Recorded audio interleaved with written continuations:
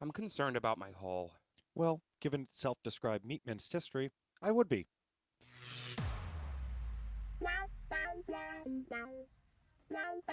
Welcome to Gay Talk 2.0, the ultimate podcast for your dose of dish.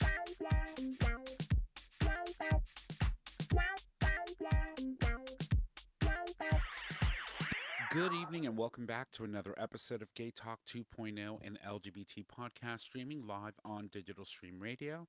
Tonight we're streaming live at 6 p.m. Eastern Standard Time, and you can access that live stream by visiting digitalstreamradio.com. Today we welcome back our favorite butt doctor, Dr. Evan Goldstein, for this month's Tales from the Tail. We'll be exploring our holes and what can be done to make them more appealing aesthetically.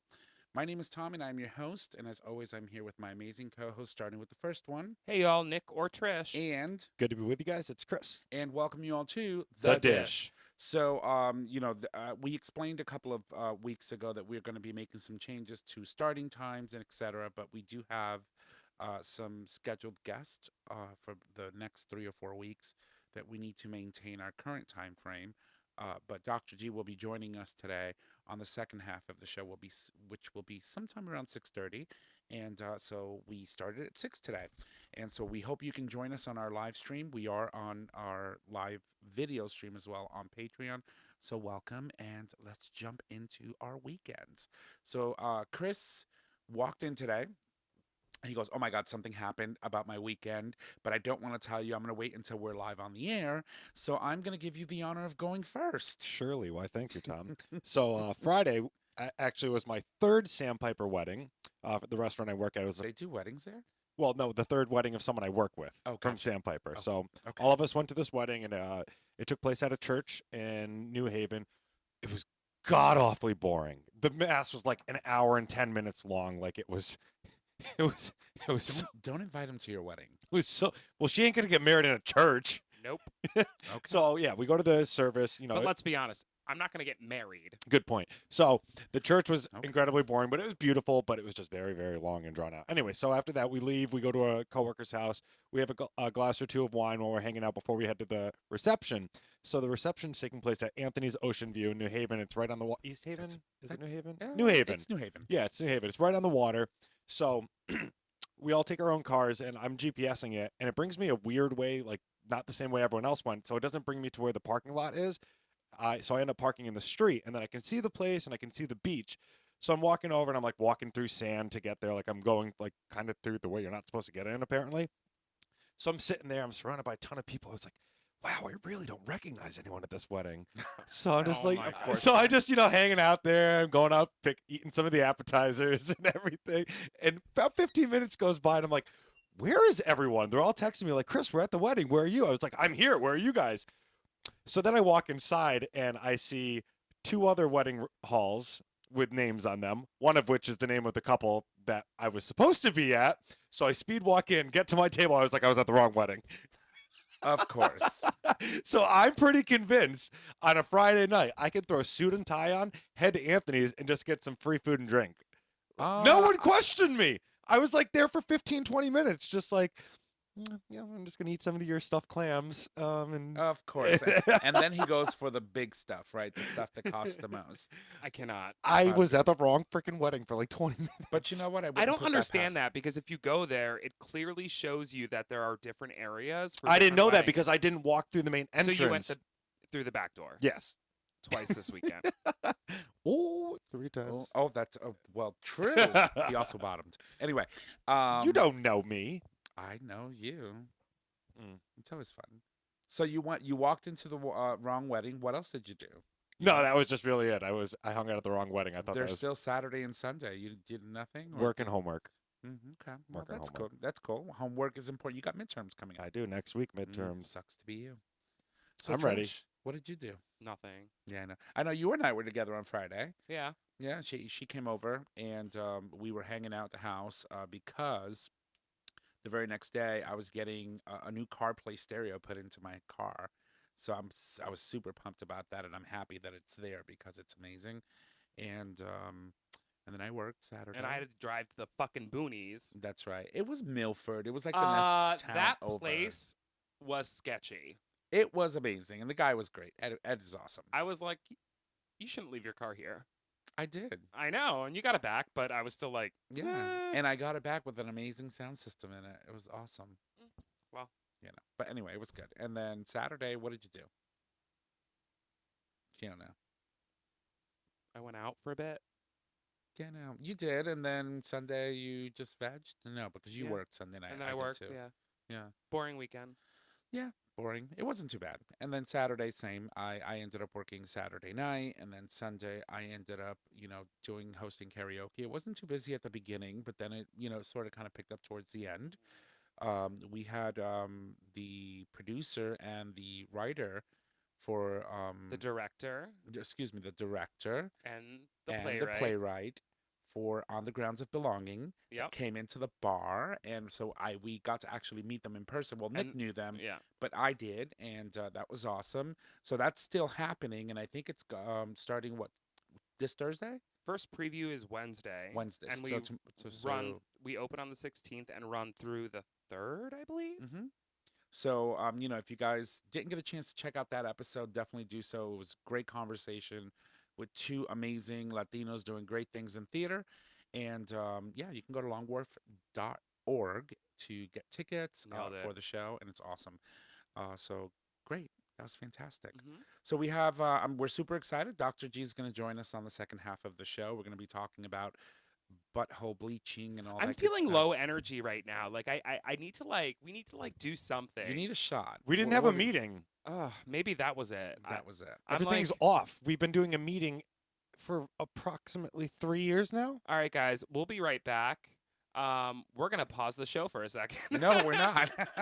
She's nasty. But I'll go get meeting supplies. You can go get meeting supplies. We'll talk here. So I did want to say one thing though. I Yes. had on was it Friday night before I came over, Mama Kim called me. That's right. I had a lovely conversation with her, and I just wanted to give a shout out to her and tell her that we love her so much. That's right. I believe we were texting today, and she's starting a new venture. We'll see what happens with it, but I think she's gonna make like little pride trinkets and I think sell that would- them on I Etsy. think that would be amazing. Yeah. Because there's so many places that you can sell. Etsy's one of them.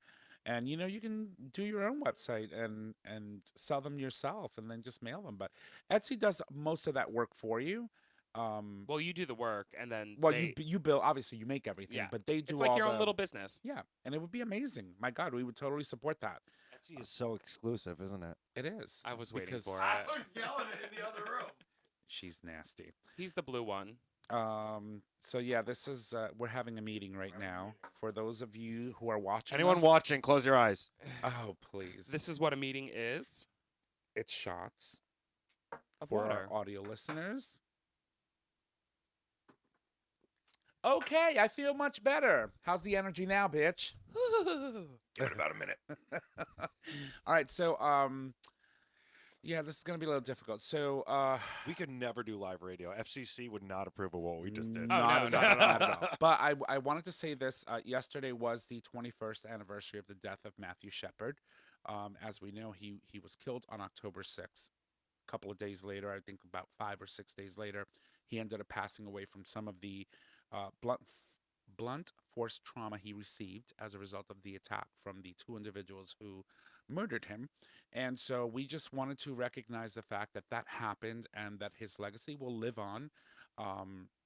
Because currently what they're doing with his foundation is amazing work and supporting amazing initiatives, and his mom has been doing such a great job in doing that. So we just wanted to say, to Matthew, you are not forgotten. You never are. So that's important.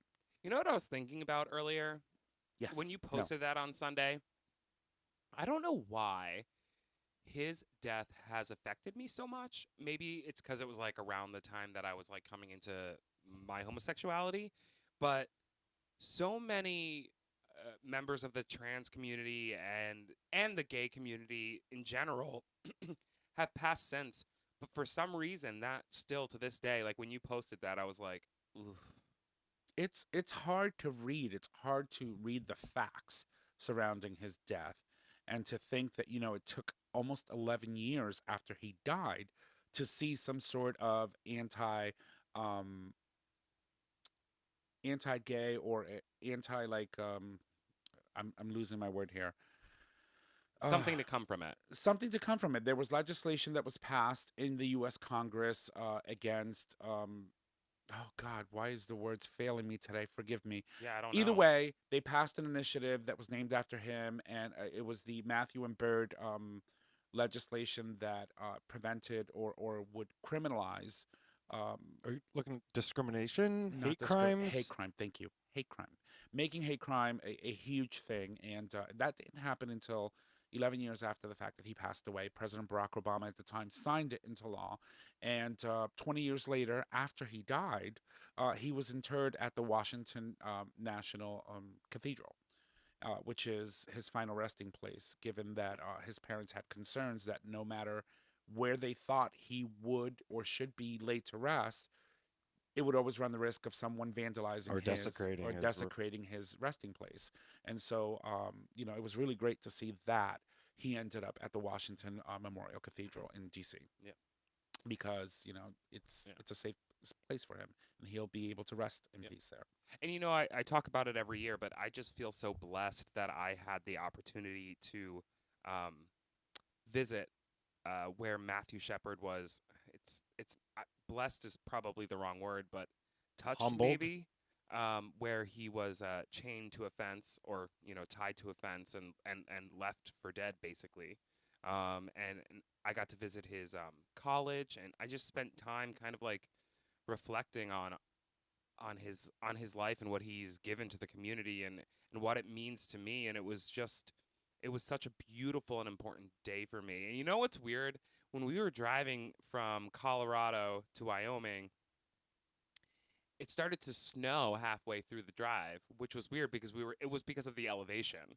And it was just such a beautiful it was just such a beautiful moment. And I'm just so glad I was able to do that. And I feel like if anyone gets the chance to do that, you should. Even if you just, drive by and just think about something or leaf flowers or whatever it is. It's just his death, for lack of better term, he was a martyr in some Yeah, he ways. has become a martyr. And it's worth acknowledging for sure. Absolutely. Yeah. So that being said, we do have to move on because we have a guest coming on in about another 10 or 15 minutes. So we have some stories that we wanted to talk about. I specifically wanted to talk about what's going to happen tomorrow. The U.S. Supreme Court is going to take 3 cases. They're going to be taking on 3 cases that may have a significant impact on how LGBTQ folks are treated in the workplace. So 2 of those cases are actually going to be tried together or heard together. The first case is it's Altitude Express versus Zarda. It's a skydiving instructor who claimed that he was fired because he was gay, and Bostick versus Clayton County, a Georgia County employee that claims the same, that he was fired for being gay. The third case is Harris Funeral Home versus EEOC. It involves someone who was fired based on her gender identity as a trans woman fired by a funeral home.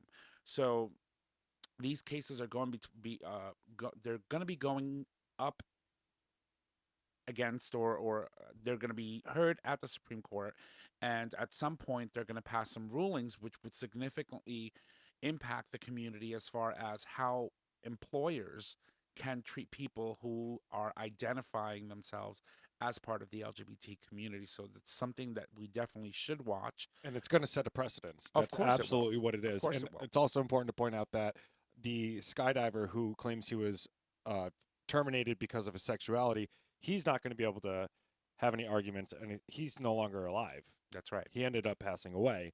But yeah, these are very big cases. The Supreme Court's expecting to take on so much when you look at an abortion law coming out of Louisiana, similar to the law in Texas, which made it incredibly difficult for a woman to have access to reproductive rights. They're also going to be looking at gun issues when a majority of Americans believe in expanding gun restrictions and gun control, and this now conservative-leaning Supreme Court is looking to expand gun rights. And then, of course, we're looking at the religious liberties, and which are clearly going to affect people of the LGBTQ plus community.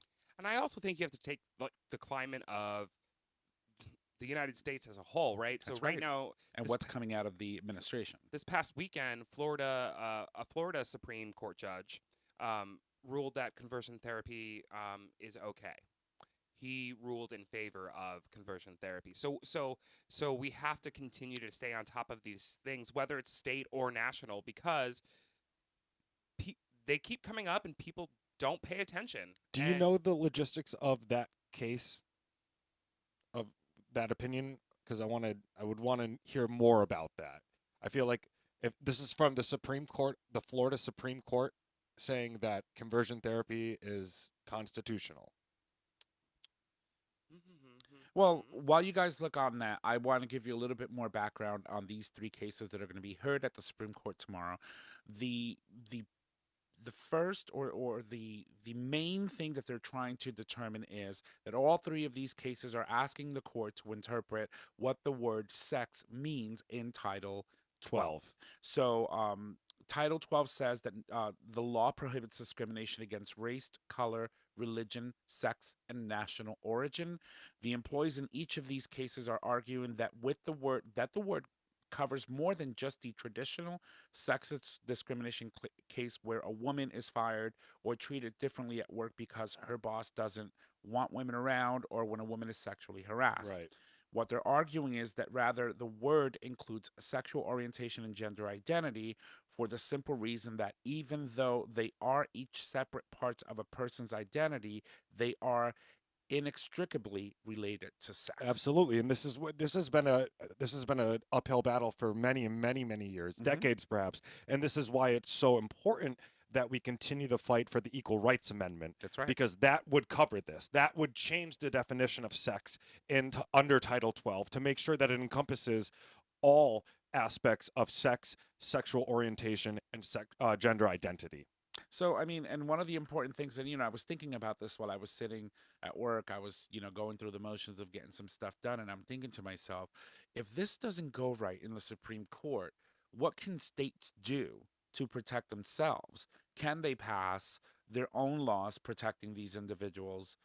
Does the Supreme Court or the federal law trump a state from being able to determine that for themselves? Under the Constitution of the United States, federal law is the law of the land. States can lay out their laws, but if the federal court is their job, the Supreme Court is to judge the constitutionality of a law. So if the Supreme Court, for instance, when they passed marriage equality, it is unconstitutional for any state to deny same-sex marriage. Well, let's say, for example, you have 34 states or 33? No, there are about 30 or so states that passed bans against conversion therapy. Correct. Right.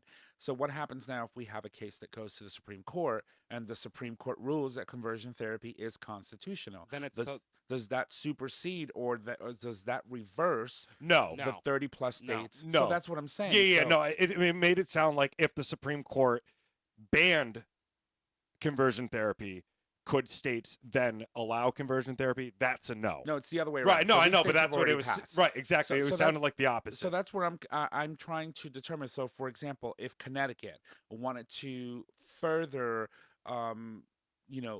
clarify that the word sex includes sexual gender identity or any that's other just for aspect. Connecticut. Yeah. For Connecticut, can the Supreme Court or the No. federal government come in into Connecticut and say, no, you cannot put that law in your books because it's unconstitutional? No, because the way that it works is we have each state has their own constitution. That's so right. we can amend the constitution of the state of Connecticut to define sex as gender identity, sexual orientation. It wouldn't be until the Supreme Court made a ruling that would overturn something in the states. But it wouldn't necessarily overturn it in the states. What it could do, though, is allow people to appeal previous rulings. Yeah, but that's if the Supreme Court wants to hear that, though.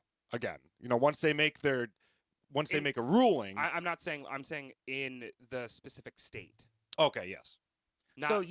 My thing is, because what I'm thinking, here's where I was going with this, is that if tomorrow ends up being a devastating day for the LGBT community, our only lifeline are going to be the politicians and the people that are making laws within the states that we live. So if you want to see yourself protected from being fired from an employer who doesn't like people from the LGBT community, and they feel that out of the horrible place in their heart that you don't deserve a job because you're gay, or you don't deserve a job because you're transgender, or you don't deserve a job because you are, non-binary, that we're going to fire you. And Connecticut wants to step in and says, no, you can't do that to employees in the state.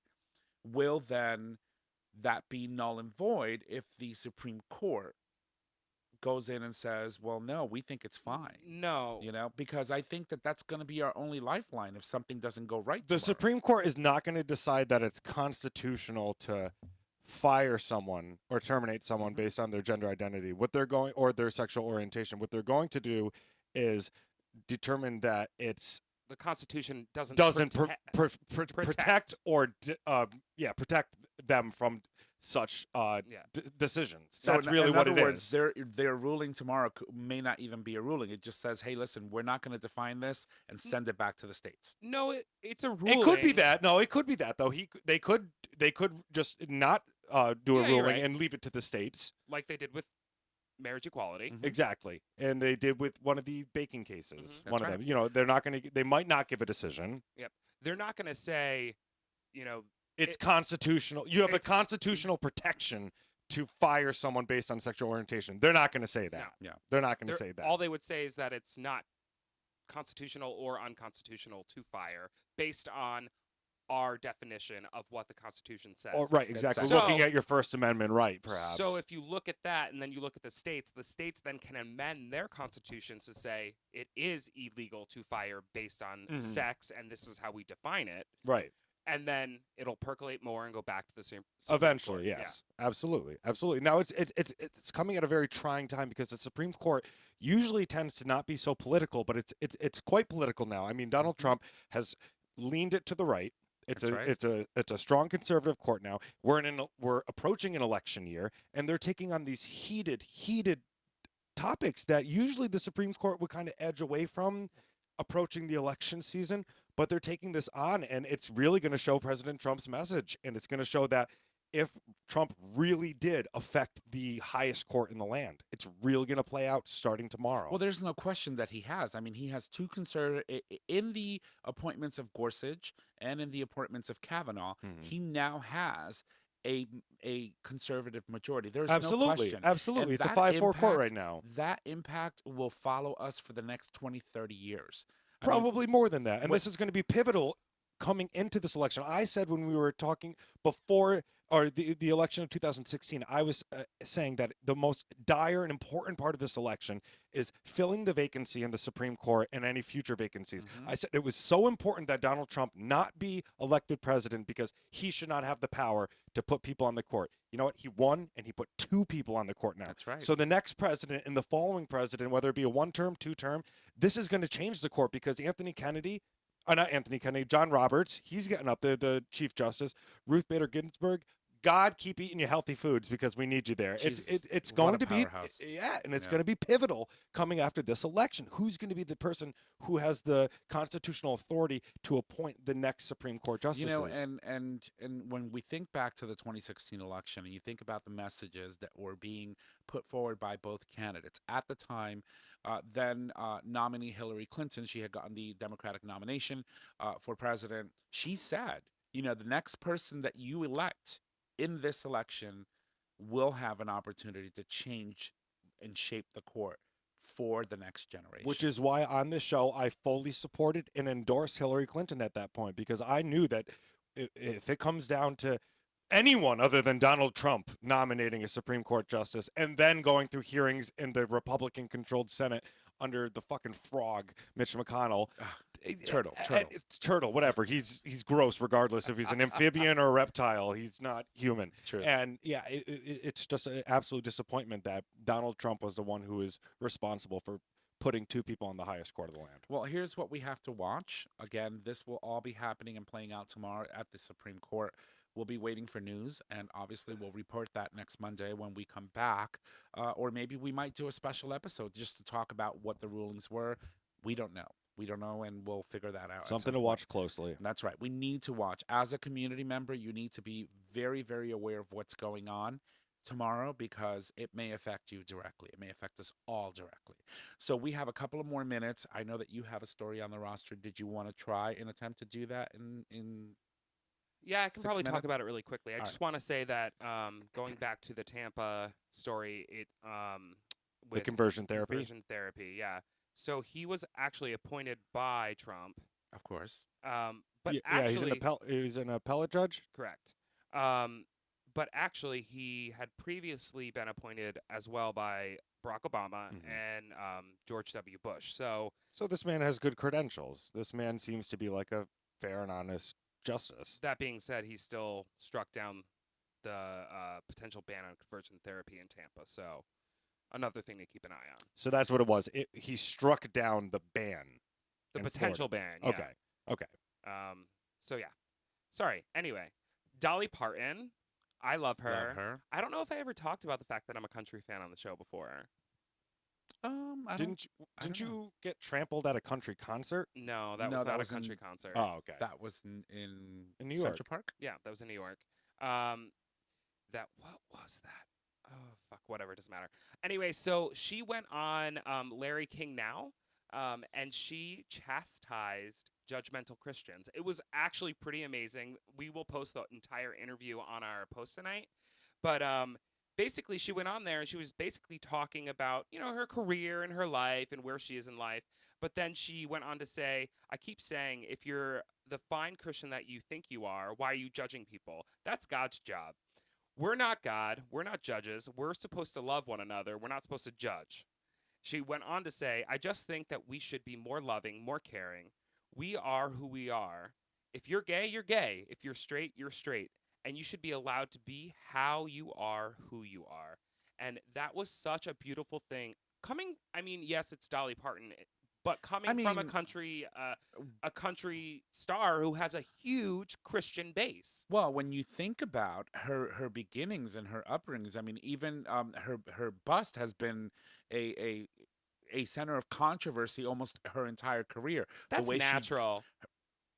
The hell it is. Her decision to actually have her breasts augmentated, and then of course, the way she dressed, the way she was very different from your typical Loretta Lynn or this other artist at the time when she was creating music.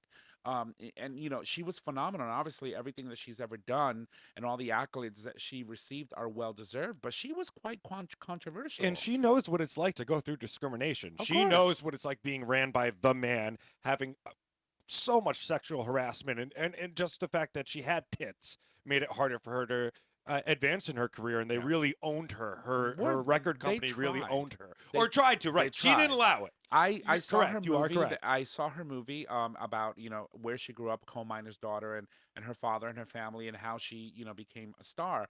But there was a lot of controversy with her husband because she was like, "Listen, this is what I do. I'm gonna leave. You need to stay here and do what you need to do. But I'm gone. I'm going on the road with my buddies, and we're gonna go make music and make history, and then come back. And when I come back, we'll handle this shit." I mean, Mhm. she wore the pants. I Oh, think yeah. the point, though, of this story Yeah. is the fact that as a Christian woman, Yeah. Mhm. she is literally saying to Christians, you're doing it wrong. She's telling them to be Christians. Yeah, she's Correct. literally saying, our job is to love and support everybody. That's Our right. job is not to judge. And having a platform the way she has a platform, especially in the Christian community, it is so important and beautiful that she actually just stood up and randomly said this and came out and supported the community. That is what we should take from this article. No, of course. Of course. She has an amazing career. She has God She's knows had how an many amazing life. albums. Mhm. But at the end of the day, she used her platform to support the community. yeah, And that's beautiful. Exactly. And she's reminding those who call themselves Christians, who are not acting like Christians, to start acting like Christians. truth. It's like a wake-up call. It's like, how can you call yourself a Christian if you're literally saying, no, we can't love you or support you because you love this person? Yeah, when you're What? filled with hate, it doesn't work. And it's funny. A friend of mine, he studies at Southern. On Thursday or Friday, there were two Bible thumpers that showed up on campus, and they were standing on boxes, holding the Bible and saying like, repent and stuff like that. And my friend stood up and he's like, these are Christians, love thy neighbor, unless they're gay or masturbate. And that's exactly what it is. They set their own, these Bible thumpers who don't know, who God will kick in the dick if they ever made it to heaven. I would hope. They don't understand anything about Christianity. Christianity is about teaching love and accepting thy neighbor. And they're bastardizing it. I mean, it's like we were talking about with the Supreme Court. They're interpreting God's words or Right. the Bible in the way that they want to use as a weapon. Mm-hmm. And that's what the Supreme Court's going to do now that it's conservative. Mm-hmm. If it wants to come at the LGBT community, it will literally say, all right, well, the Constitution says this, and it makes no sense to support this. Yeah, that's the problem with originalists who read the Constitution and, think it's still the late same 18th century. Exactly. It's not. Yeah, It grows as we do. All right, well, listen, guys, it's been an amazing conversation on the first half. We do have a guest coming, of course, Dr. G, and as a result of that, we need to go to break. So we're going to leave you with some music, and when we come back, we have Dr. G.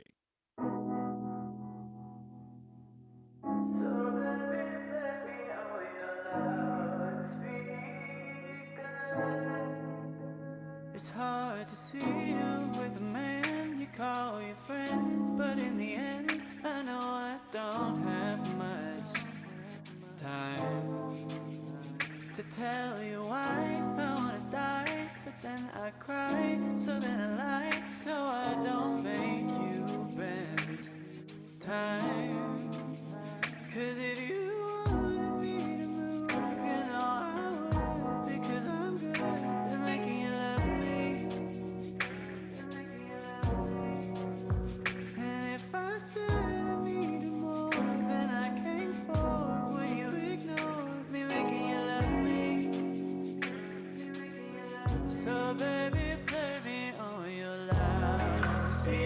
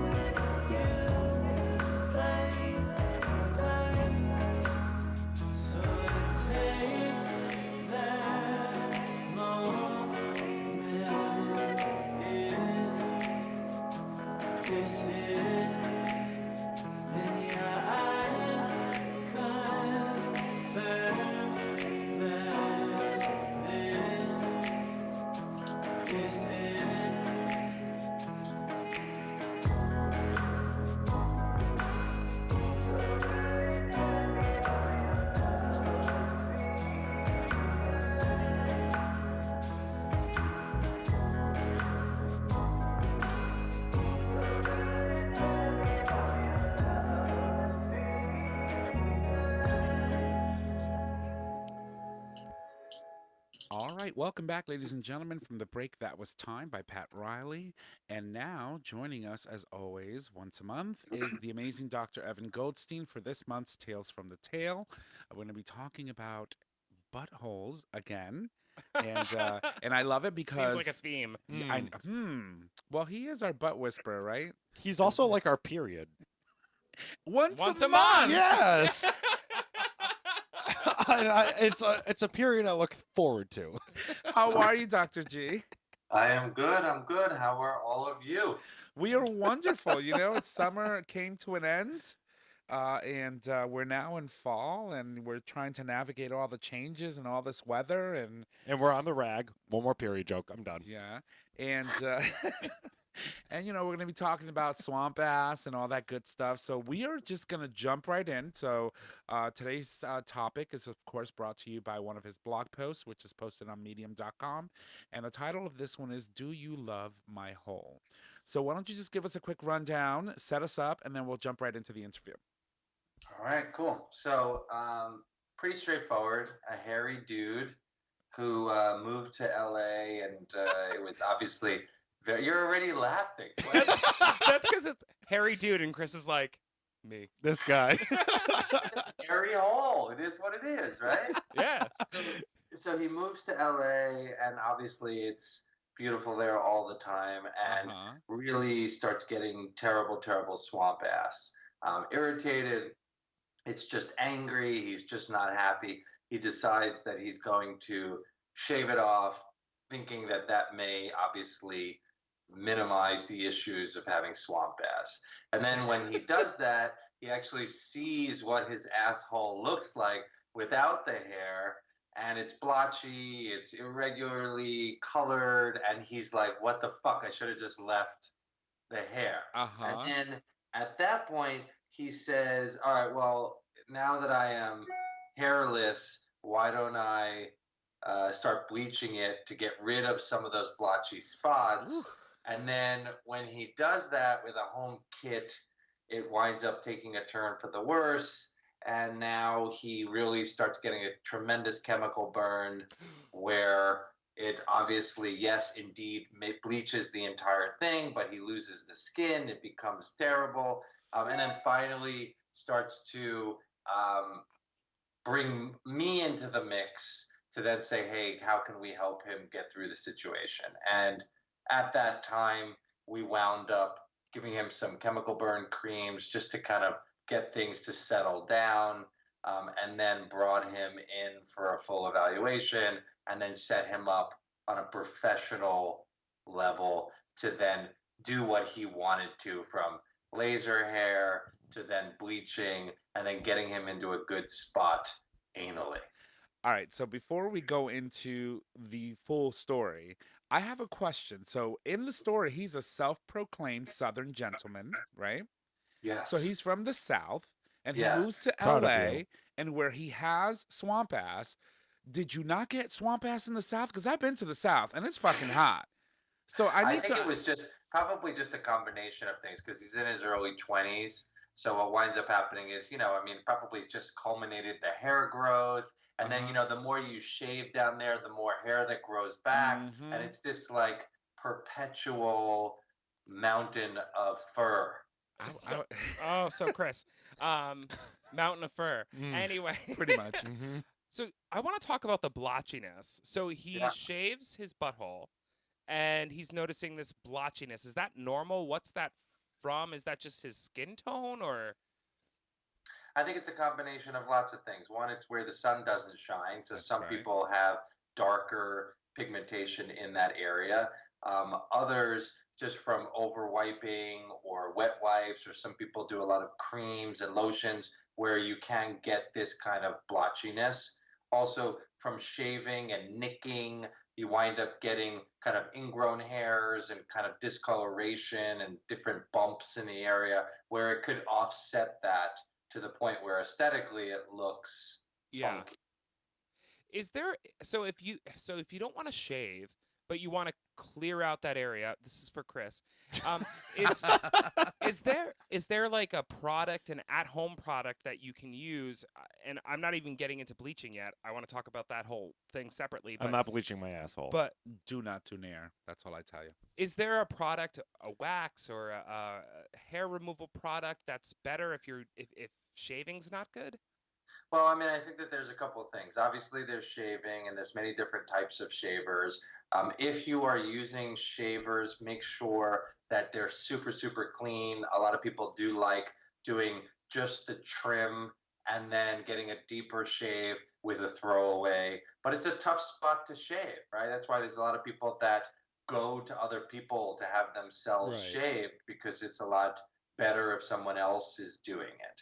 But shaving itself causes a lot of stubble, and then when it grows back, it's super, super painful, and you get zits and pimples, and it's irritating. Now, you can use, there's a newer product on Nair that is this kind of genital safe Nairish crap.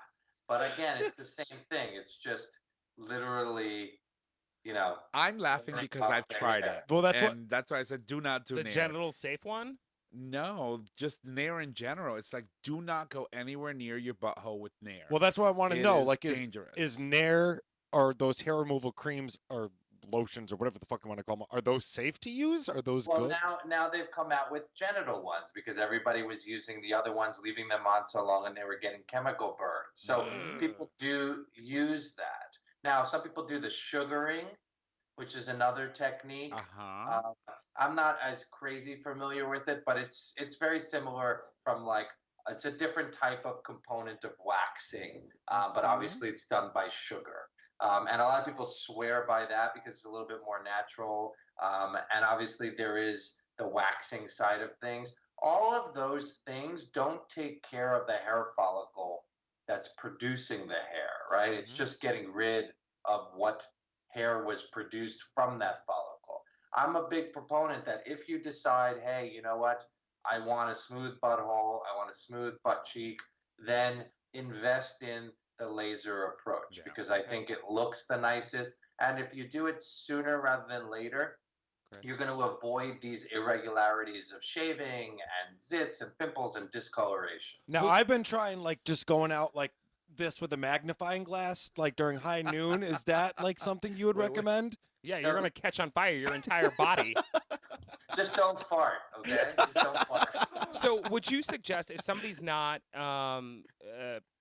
if they don't have the financial means to have LASIK done Chris to their again. asshole, would you suggest that? Nowadays, first of all, nowadays the lasers are very, very cheap. And with Groupons and all this shit that's out there, you can get stuff very, very, very cheap. And the reality is that that area that you're doing is not Large. I mean, it depends on your ass. Yeah. But Yeah, good point. Okay. I would need 4 coupons. Thank you, Tiffany Haddish.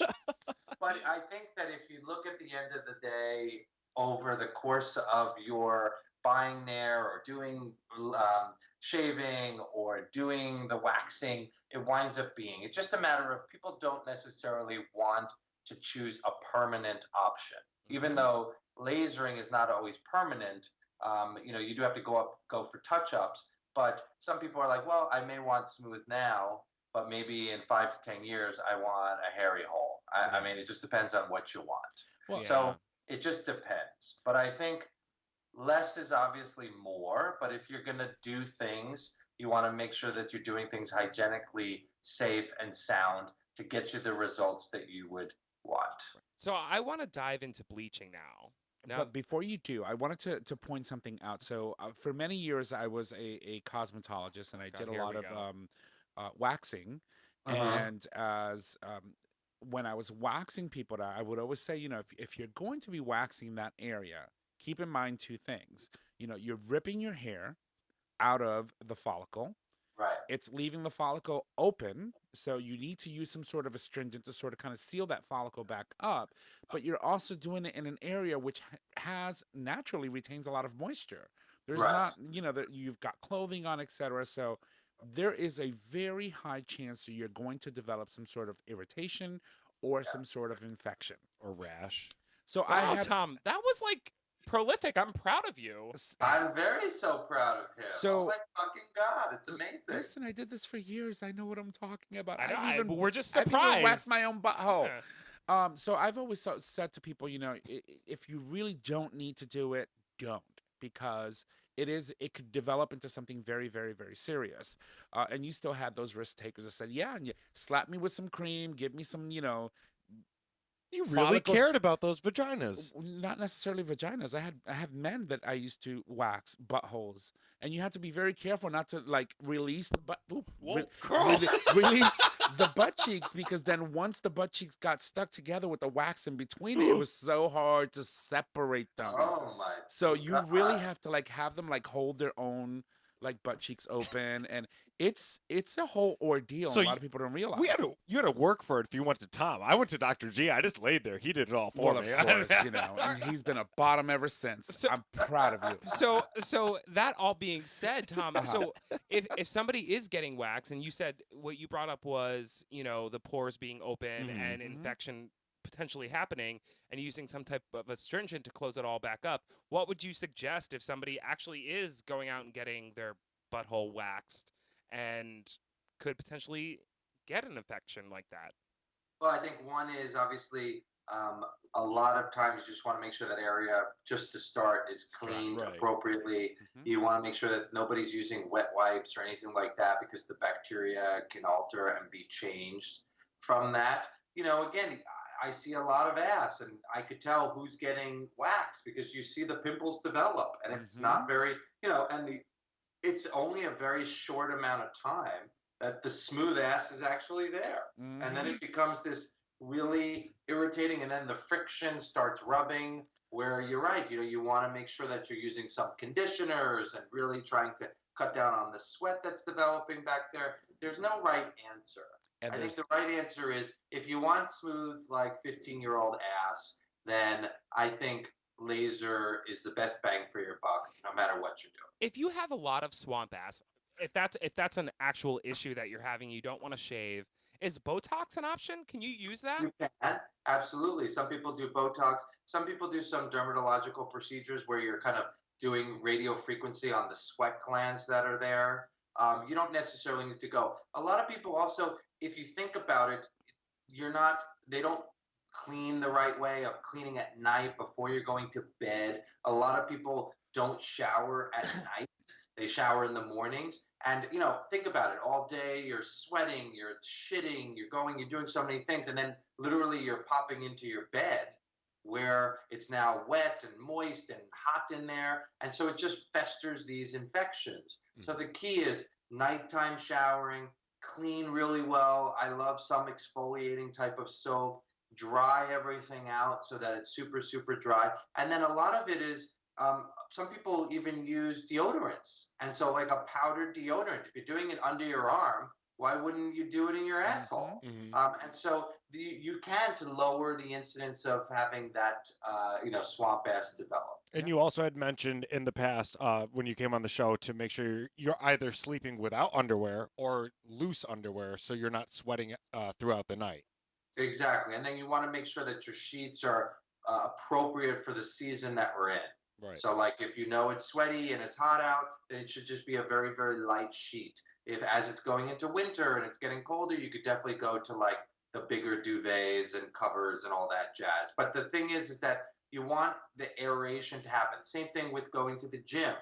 A lot of people will, they won't change their underwear. They won't shower after, or, wear specifically gym appropriate underwear with appropriate kind of dry fit, construction so that it breathes. After, you want to really make sure that you clean and dry everything and put yourself into a new set of underwear. So there's certain things that you could do during the day to mitigate some of the issues. But again, at the end of the day, you're right. If you are one of those crazy, crazy sweaters, there are certain things that we potentially can do to help mitigate the problem. Then I have a question with Gold Bond products. There are no, because Hey.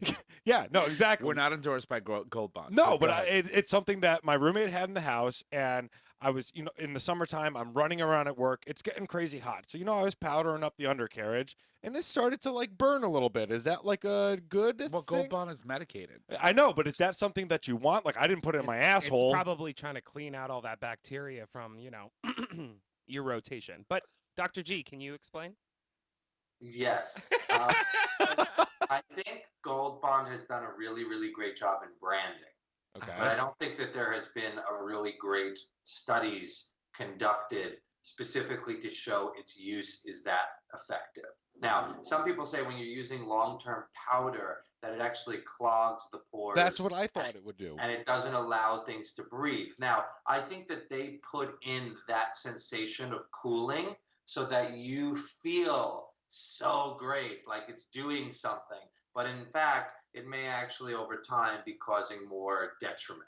I think you have to kind of check and see what works for you, and know that, there's certain situations, if you're going to do X, Y, and Z, and it's really a sweaty, tasks that's going to happen, is how do you try to mitigate that and test them out? Some people are very, very sensitive to it. Yeah, That's because that whole cooling thing you're talking about felt like someone was biting my taint. So, like, I don't know about using that anymore. And the risk, especially in the summer months when you are already sweaty and irritated down there, putting that shit on is like fucking fire. That's really, yeah, exactly. All right. Is there a product that you would suggest?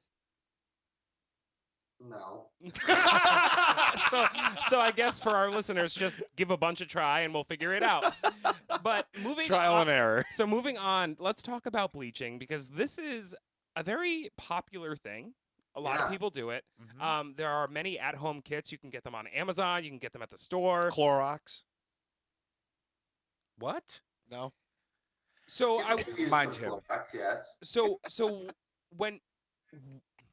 if you want to at-home bleach your bum hole, is there a good product to use, and how do you go about using it? Okay, so I think that I don't love the at-home products until you have seen a professional and evaluated where you are from a skin perspective to start with and where you want to go.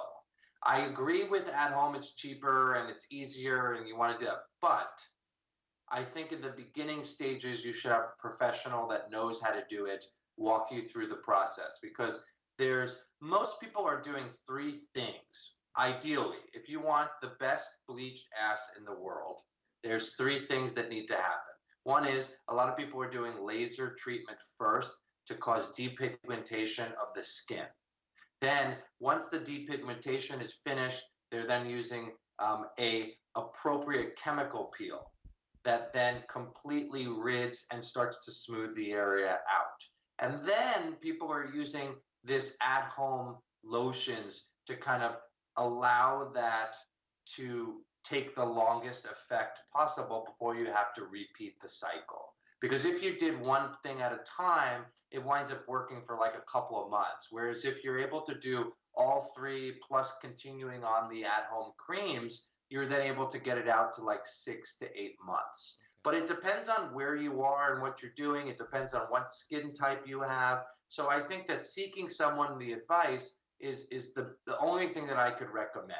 And then as you're doing that, tell them, hey, you know what? I'd love to really start doing some at-home stuff, and watch their technique and see what works and what doesn't. And then listen, if you know that this is the best chemical for you and this is how you do it and you want to experiment doing it at home, that's great. But the problem is that if you're a newbie like the client, what winds up happening is you cause so much fucking issues that it becomes literally a pain in the ass. And it could have been such a nice experience to get your hole as white as you wanted to. Now, even if you're doing this at the medical level, it sounds like this is a significant amount of trauma. Is this going to lead to inflamed hemorrhoids or any issues following the procedures? It shouldn't be, because you're not going in the hole. You're going like right up to the boundary of where that area is. Now, yes, if someone is not doing it correctly, you can get chemical burns and you can get issues, and then obviously the pain of that can cause hemorrhoids and tears, etc.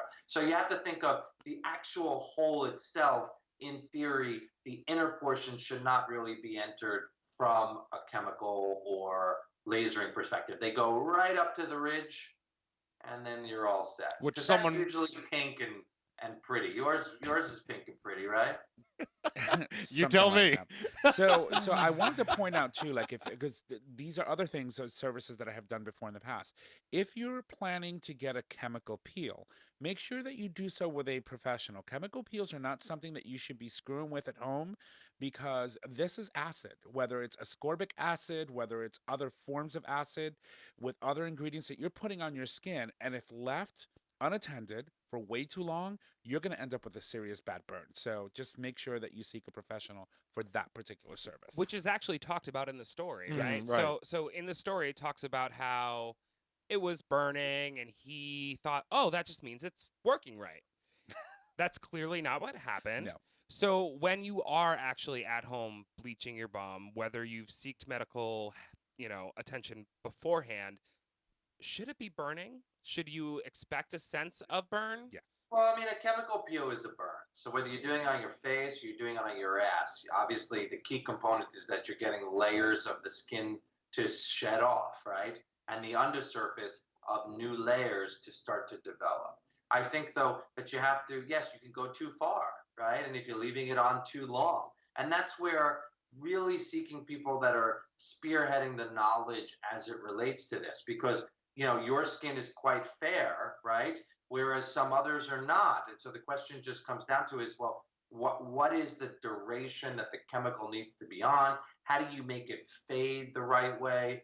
If you guys want to play with some chemicals at home, I would just do like some of the lightening creams that a lot of people use for their face. Those types can be used anally, and you could explore doing them gently. But those take a long time to actually start to work. It doesn't, I don't think, work to the efficacy that people really want. And you just got to be careful, because some of the ingredients are actually quite toxic, and they're quite significant with some allergies. So you just got to be careful. A lot of the newer products avoid hydroquinone. Hydroquinone works really well, but it is a significant irritant. So a lot of the products now, most of the brands have actually pulled off of that and have put into safer alternatives. But it takes a long time for those to work. So people get so frustrated because you're putting it on, you're putting it on week after fucking week. And you're like, all you want to see is a beautiful hole. And it's the same hole you started with. Oh, God, tell me about it. It takes a while. It takes a while. So I want to dive a little bit more into this actual patient. So this individual, when he came to you, he presented symptoms, he presented a situation. Can you talk a little bit more about his situation, what you had to do to get him back to normal, and how long it took? Yeah, it was a chemical burn. It required just kind of making sure that we're doing appropriate cleansing, making sure that he actually stopped using the wet wipes which he was using, because that was making things worse. Then also I gave him a chemical burn cream to use. And it was, about a week or so of this is fucking the worst thing ever. You can't sit on your ass, your shitting is painful, all that stuff. And some of that is actually supposed to happen with a chemical peel. It's just, to his degree, I think it was a lot worse. And I think also the do it yourself at homes don't really give you the bad end result, or like the understanding of truly what to look out for. Whereas if you're seeking somebody that will say, hey, this is appropriate burn for what we're doing, this is not appropriate burn. And I think it's, if you get a 1st degree sunburn, you're sitting out in the sun and you feel, that's what it should be, an ache, some of the peeling that happens, and then the undersurface. But when it goes, when it goes a little too deep, it's so raw that the nerve endings become so evident. Did you ever bleach your teeth? You ever get your teeth bleached? Anyhow, they strip the enamel, and then the nerves are there, and it becomes so sensitive that it's so fucking painful. And it's the same thing with the ass. So we treated him with some creams. It healed pain-wise over about a week or so, and then finally over 3 to 5 weeks is when the skin starts to shed the right way, where he then developed, pinker skin. It wasn't whiter, which is what he wanted. It was very pink, and now you basically see a fucking baboon's ass.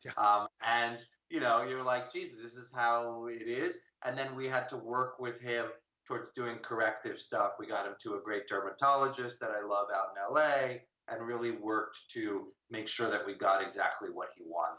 Now, when say somebody is coming to you and they just want an anal bleaching, something, seems simple, right? How long from the bleaching itself to engaging anally is expected? Like, how long should you expect to not be able to put anything up your butt? That's a great, great question. I think that one of the things is that a lot of people don't know the true answer. And I think that one of the things that we're trying to do, because we are starting to bring in some of these ancillary services, but I'm trying to do it in a way that's different, because we're doing a lot of studies first to create the protocols, because I think that there's no standardized protocol anywhere on what is right or what it is. It's just basically up to the esthetician to say, oh, this is what I've done before. But the reality is that we don't want that. We want it to be a standardized protocol for everybody. Now, because of the inflammation and the irritation that's there, no, you should not have sex right away at all. And most people say about 1 to 2 weeks, depending upon the irritation that's there. Because the reality is that higher incidence of STDs, higher incidence of sexual transmitted diseases there when you're engaging, because of the trauma and the friction. And the reality is, depending upon what you're doing, you don't want anything up your ass when this is happening. So a lot of people, just choose a little bit of a downtime that gives you some time to recover. And you don't have to go to the nth degree and say, hey, you know what, I'm going to do crazy laser and chemical peels. You could start with easy stuff and really start to see where you're at. But I think it's, again, empowering everybody to go into professionals, understanding what should be standard of care and what should be expected. And then saying, okay, don't just go for the gusto. Say, okay, this is what I really want, but let's start in stages and go slow with it. See if it's something that you like. Don't do everything all at once. Choose one thing at a time and really take a little bit of time to investigate what works really well with you, because it's different on everybody. So in your article, you mentioned something about possibly using all three methods in conjunction as part of gradually moving on to different phases, right? So you start off with obviously getting an evaluation. Okay, this is what I think that you should do. This is what we're going to work on. And then you work to the point where it is now self-manageable at home with some sort of external or some sort of cream that they can use to maintain the lasering and all the other things that you recommend. Can you talk a little bit about that process and why you recommend that they sort of kind of follow this particular process? It really just depends more on where people want to go. And so that's where the expectations are there, where if someone comes in with a certain skin type, you would say, hey, you could do all the creams that you want, but you're never going to get to the level of what you want without all the other stuff that's there. And so that's where it depends, right? With certain fairer skin, what can happen is that you're basically, you may not need all of those three types. You may be just fine with doing some external creams here or there. So there's no right answer. I wish I could give that to you. It's more of, where do you want to go? And then if you have the professional evaluate you and say, hey, you know what? Just doing a chemical peel is not going to get you to that degree. This is what we would need. And the other issue is just the longevity of how you want this, right? If you only want to do it twice a year or every 8 to 12 months, then I think the key is, well, you want the best bang for your buck, and that's doing 3 sets, where you're doing the actual depigmentation with lasering, then you're now hitting it with an appropriate chemical peel to get rid of anything else, and then using those creams to give you the longer lasting approach. Is there any long-term effects if somebody's, continually bleaching their anal hole, like their anus? Like, do you see, because I feel like the skin itself is it's getting irritated, it's thinning. Do you see more hemorrhoids in this situation, more STD transmission? Is there any actual long-term effects from it other than a pretty butthole? I don't know if we've seen it long enough to come up with those answers. It's now obviously starting to really take traction, and we're finally coming up with the scientific rationale. The ingredients are being changed that are a little safer to make sure. But again, it's no different than like bleaching your hair. And you get that dryness effect over time. Things could happen where your hair becomes an issue. Same thing anally. In theory, from a depigmentation, no, you shouldn't have any sequelae of that. But could you get cancers and skin irritations and things like that? Absolutely. I think over time you can. I don't think that there's an answer. I think it's like anything. People are choosing to do certain things because aesthetically it's important to them. And now I think what we're trying to do is figure out how do we create the curriculums and the protocols to make sure that there aren't long-term complications from all these things that are being done haphazardly all over the fucking world, and nobody's actually putting pen and paper down to say, hey, this is not appropriate for our community. So I guess I have one last question for you, because obviously I'm interested in bleaching her up, giving her a facelift. How much, whether you have insurance or not, more than that, girl. Need a reconstruction, but yes, go. That too. How much does this run somebody if you're doing laser and bleaching and all of these trifecta? Like, what do you think it runs somebody financially? So insurance doesn't cover it. So it's a cash type of gig. With that said, it depends on what you're doing, right? Lasers are, anywhere between $2,000 to $5,000, depending upon how many times you need to do that in order to get the achieved result. With a chemical peel, similar type of thing, 500 or 1,000, depending upon which products you're using and who's doing it. And then with your at-home stuff, some of them are pretty pricey, like a Barber Strum's, white lightning cream is very expensive versus others that are cheaper, 80 to 100 and something to $200 for the creams. So it can be quite pricey. Depends on one, where you're going, to who's doing it. And I think that that's where it leads to, looking into some medical spa or some really supervised clinician that's evaluating how all of these estheticians are performing this. And the reality is that, a lot of people, they may be doing it in other areas, but the asshole is totally different. So when you go to these places, really do your due diligence to make sure that they actually know what is going on, that it's sterile, that it's safe, that it's appropriately evaluated, and that they, check their reviews and really make sure that you feel comfortable heading into those places. To go from there. And over the next couple of months, we'll be up and running in New York to the standard that I think is appropriate. And that's, where we are now, because I really want to make sure that we're pioneering the appropriate stage of where this should be. So it's suffice to say, if you're on a budget, save up rather than use some Clorox or Shazam or anything like that, yes? Oh, yes. Shazam should not be used. Okay. When you say, I'm sorry that we keep talking, but when you say up and running, are you planning trainings for other doctors, or how do you mean up and running? Up and running is more because we're going to be bringing some of these services into our offices. Okay. And in order for me to vet, I want to really make sure that it's done the right way, and it's not just someone off the street that's saying, hey, you know what? Oh, I know how to do this. We're going to make this foolproof, really, really fail-proof in terms of how we're doing what we need to do, making sure that we're vetting all of the right chemicals, because everybody's just like you guys. They ask me, well, which one should I use? How do I do it? What creams should I use? And the reality is that nobody knows the right answer. They're pulling it out of their ass, literally. And so what we're going to do is we're doing the due diligence to make sure that we're giving people the appropriate scientific rationale as to why we're using X, Y, and Z, and why we think it's appropriate. And if it's not out there, we're going to create our own. And that's what we've been doing with Future Method and everything that we need to support the community. She volunteers as tribute. Yes. Oh, you need a guinea pig? Anytime. Genevieve is great. She's looking forward to your haul. Oh, God. All right. Well, this has been super informative, and we're super thankful for you joining us today. As always, I mean, like I'm telling you, some of the stuff that we cover on your segments are absolutely amazing, and I think that our listeners really get.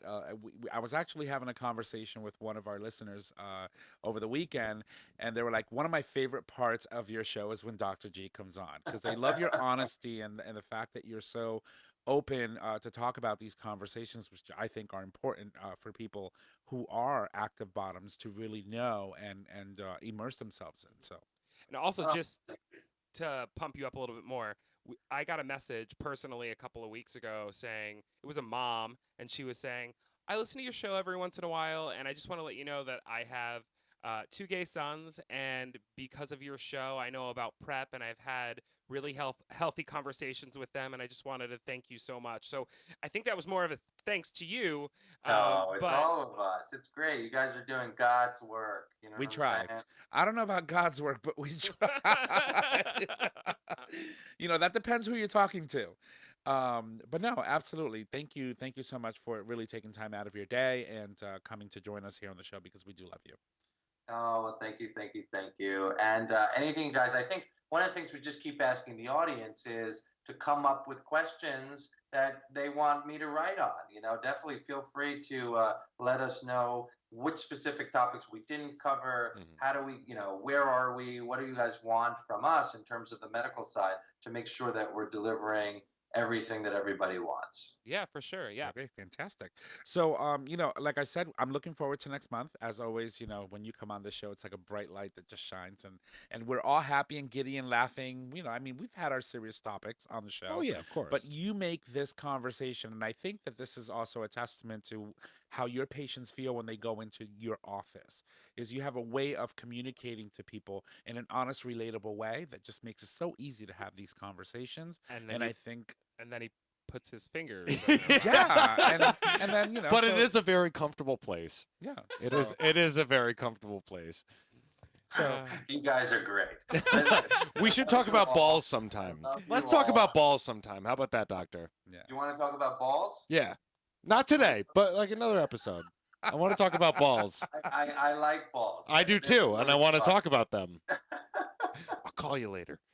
Oh, Lord have mercy. All right. Well, right. Dr. G, thank you so much for joining us on today's episode, and we're looking forward to next month. All right, guys. Have a great night. Take Thanks it so easy. much. Bye. Bye. All right. Well, ladies and gents, that was, of course, Dr. G. He's amazing. I mean, there's nothing else we can say about that. But I wanted to say something, though.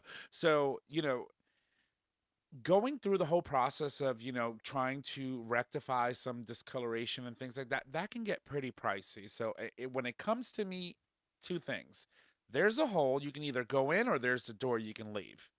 I just don't look at it. Well, not yours. I mean, I Well, don't God, I hope look at not. yours regardless, but So no, my thing is that it's like, listen, I'm not going through all that. That's way too much. There's a hole, go in, or there's a door, get out. That's it. But anyway, I'm super appreciative. Again, if you guys want to check them out, they're of course at bespokesurgical.com, and he's on Facebook under Bespoke Surgical, and on Twitter, and on all the social media platforms. We're gonna have all of that listed on our post for tonight. and if you're East Coast or West Coast, it's accessible. That's right. He's in LA and New York City. So we're going to continue with our show. Do we have anything else that we want to cover before we start wrapping it up? Nope. All right. So we're going to move into that. So we're going to kick it off over to our guys here. Start off with Trish. Trish, why don't you tell us what you're going to do next? All right, so we're gonna just jump right into Mama Kim's minute. And I'm hoping that Christopher over here is going to get you a timer. I got it ready. All right, let's do it. And go. Amy Stevens could make transgender history in landmark Supreme Court case. The 50-year-old Michigan resident plans to attend the arguments next month despite dialysis treatments to deal with her kidney failure. Number 2, Christian extremists are protesting sinful dolls because they don't have breasts like Barbie. Fuck off. That's disgusting. 3, Ew. Virginia teacher fired for misgendering transgender student is suing the former school. 4, there is no protection case of trans women fired after coming out. There is no protection case of trans women being fired after coming out could make history. That's tomorrow. 5, in honor of Hispanic Heritage Month, I'm right here. we have dedicated a channel on LGBTQ Nation telling the stories of Latinx experience, both past and present. That's right. And don't forget, as I mentioned at the beginning of this show, related to that, we have 2 Latinx individuals that created a fantastic show. If you're in the New Haven area or I'm gonna in plug it New later. York, all of that good stuff, make sure that you check it out. He's going to plug it, so I'm going to let it go. And Christopher? Nope, Trish goes No? again. Oh, she's going to go. But she Alright. barely made it. She barely made it But today. I made it. All right. And I had to Alright. correct myself. So, all right, everybody. This week's Gay Talk term, of course, brought to you by GayRealEstate.com. is socialize. Socialize is to spoil what could have been a beautiful relationship with too much chatter. Talks oneself right out of the bed. Socialize. Socialize. All right. I Chris? talk myself out of your bed. I've talked you out of my bed too. Honey, I This is wouldn't have true. to have a conversation with myself to get out of her bed. Just run. You know, But I love you. it happens. Every now and then you fall asleep on someone. It happens. It well, happens. It oh, happens. well. It happens. So, on this day in gay history, brought to you, of course, by GayRealEstate.com. Yes. When October 7th, 2014, in the nation of Kenya, transgender activists won a landmark case in their Supreme Court. Transgender activist Audrey. You got this. Oh, that's a hard one. Mbugua wins in her case against the Kenya National Examinations Council, or the KNEC, who had refused to change her name and gender marker on her academic diplomas to her correct name and gender. So that was a win for her in Kenya. Well, fantastic. Claps for her. All right. So, listen, we're going to bring this home. Do we have anything else that we need to throw in there? Oh, yeah, I wanted to say one more thing. Of Of course. I just wanted to plug that October 11th is National Coming Out Day. We will do a post on our Instagram and social media, but it is that We day might do that another we video. can all embrace the stories that brought us to where we are today, and also embrace the people that choose to come out on October 11th. So That's right. that's coming up. Yay! All right, listen, guys, if you love the show, you make sure you go subscribe, rate, and review on your favorite podcasting service. By doing so, you get the latest and greatest of our show delivered right to your favorite device as soon as the episodes are published. You can also support us on Patreon, which is a service that allows you, our listeners, to get a video version of the show and all amazing information delivered, right to you guys via a nice little post on patreon.com. You can make any donation. We collect donations in any denominations of $1 or more, and we do that monthly. So make sure that you help us out if you can. Chris? Can I get a drum roll? I can't do it right now. Next week, we are so excited to finally welcome one of our favorite authors, one of our favorite recurring guests, That's right. and a friend of ours. Hans M. Hershey That's is right. going to be joining us in studio tomorrow. She's going to be burning Actually, no, her and Trish are like besties now. We'll see what happens. Yeah, I hope she Yeah. gets you. But we're super excited to have him come in. We're going to have so much to talk about, so we're looking And forward he's to it. he's gonna be here in the in studio, right here, He's gonna be sitting right Sitting in right this next chair. to me. And right you next know, to me. Chris and I got an opportunity to interact with Hans in person in New York City about 2 years ago. It was And fantastic. it was an amazing experience. It was literally hours, just a couple of hours, 2 or 3 hours, but it was an amazing experience. Mhm. He's such a great guy, and I'm super happy that Trish is finally going to get an opportunity to show Hans around. They're going to be going to go see a show. Right. So Hans will be in the area. So we're going to make it our mission to give the man a really good visit here in the great old nutmeg state of Connecticut, and I hope that he has an amazing experience. I know we're gonna just He's going to be stuck with me for like 2 days. Oh so- Lord, Poor have mercy. thing. I'm sorry. I'm stuck with you for 2 hours. And that's pretty. Thank you to our guest, Dr. Evan Goldstein, for joining us yet again on today's show for this month's Tales from a Tale. Information on today's discussion will be all on our post tonight and blah, blah, blah. So we're super excited about the conversation tonight. Thank you for loving your hole. That being said, I want to plug again On the Grounds of Belonging, a breathtaking news story of forbidden love in 1950s Jim Crow, Texas. A timeless in its telling, the stirring, universal story of star-crossed lovers will sweep you away. In Houston, at the height of Jim Crow, segregation pervades society in every way, including the underground and illegal gay bar scene. One night, a chance encounter between Russell, a local at a blacks-only The Gold Bar, and Tom from the whites-only Red Room leads to a forbidden romance that could destroy them both. This spellbinding, on the grounds of belonging, signals the arrival of a new bold voice in American theater, and that's taking place at Long Wharf Theater, and that's in New Haven, Connecticut. If you want more information on that, go to longwharf.org. Use code GayTalk for $15 off your tickets. Restrictions do apply. She works there. All right, and Chris? My turn. Yes. You're gonna, say who wrote it and all that stuff. I Of mean, course. I was not going to, but I will. Oh. So it was written by Ricardo Perez Gonzalez, directed by David. I'm not going to say it right, Tom. Mendizabal. Thank you. Mendizabal. October 9th through November 3rd. And I love them both. I got a chance to meet them last night. Awesome cast and crew. So, Chris? Can we please put a rubber on this? Sure. I'm tired of Trisha's Go cursive. for it. All righty, ladies and gentlemen, Fuck as off. always, our show. Just try not to give yourself a chemical peel on your penis, okay? Let's go. I'll try. Balls and tamed. As always, our show is available on our website, gaytalk20.com, under show and episodes. It is also available as a free download on iTunes, Google Play Music, and Stitcher Radio. Nick announces, Dick. You can find us on social media, Facebook, Gay Talk 2.0, Instagram, Gay Talk 2.0, Twitter, at Gay Talk 20. 2.0. You He's kind of funny.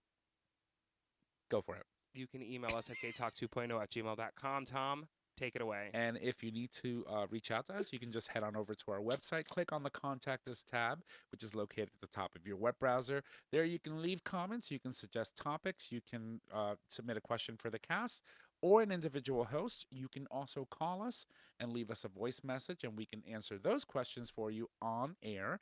That phone number is 334-GAY-TALK. If you need the digits, it is 334-429-8255. Don't forget that we do stream live every week. It may be 6, it may be 6:30, but you can catch that live stream by visiting digitalstreamradio.com. Ladies and gents, that is our show. Thank you, and y'all have a good night. Bye!